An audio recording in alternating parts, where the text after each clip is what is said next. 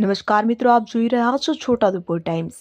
છોટાઉદેપુર એલસીબીની મોટી કાર્યવાહી। છોટાઉદેપુર જિલ્લામાં દારૂબંધીના કાયદાનો કડક અમલ કરવા માટે પોલીસ સજ્જ બની। તાજેતરમાં છોટાઉદેપુર લોકલ ક્રાઇમ બ્રાન્ચે એલસીબી સંખેડા પોલીસ સ્ટેશન વિસ્તારમાં એક મોટી સફળતા મેળવી છે, જેમાં લાખો રૂપિયાનું વિદેશી દારૂ અને લક્ઝરી કાર ઝડપી પાડવામાં આવી છે।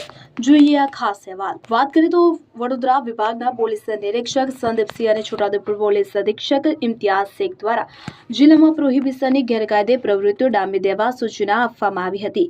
સૂચનાને પગલે LCB police inspector MF Damor અને તેમની ટીમ સંખેડા વિસ્તારમાં પેટ્રોલિંગમાં હતી। દરમિયાન પીઆઈ એમએફ ડામોરને ટેલિફોનિક બાતમી મળી કે બોડેલી ડભોઈ હાઈવે પરથી એક વાદળી રંગની સુઝુકી ફ્રોન્ક્સ કારમાં વિદેશી દારૂનો જથ્થો લઈ જવામાં આવી રહ્યો છે। બાતમીના આધારે પોલીસે લોટિયા ચોકડી પાસે વોચ ગોઠવી। જ્યારે બાતમી વાળી કાર આવતા ત્યાંથી પસાર થઈ ત્યારે પોલીસે તેની ચારે બાજુથી કોર્ડન કરી ઊભી રાખી।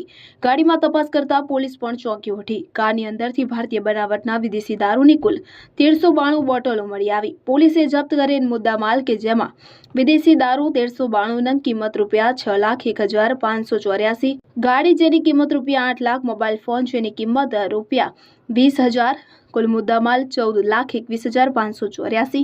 પોલીસે ગાડીના ચાલક અને તેની બાજુમાં બેઠેલા શખ્સની અટકાયત કરી છે। સમગ્ર મામલે સંખેડા પોલીસ સ્ટેશનમાં પ્રોહિબિશન એક્ટ હેઠળ ગુનો નોંધવામાં આવ્યો છે। આગળની કાયદેસરની કાર્યવાહી હાથ ધરવામાં આવી છે।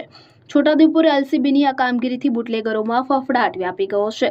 આવા જ અવનવા અને મહત્વના સમાચાર મેળવવા માટે અમારી ચેનલને સબસ્ક્રાઇબ કરો અને બેલ આઇકોન દબાવો।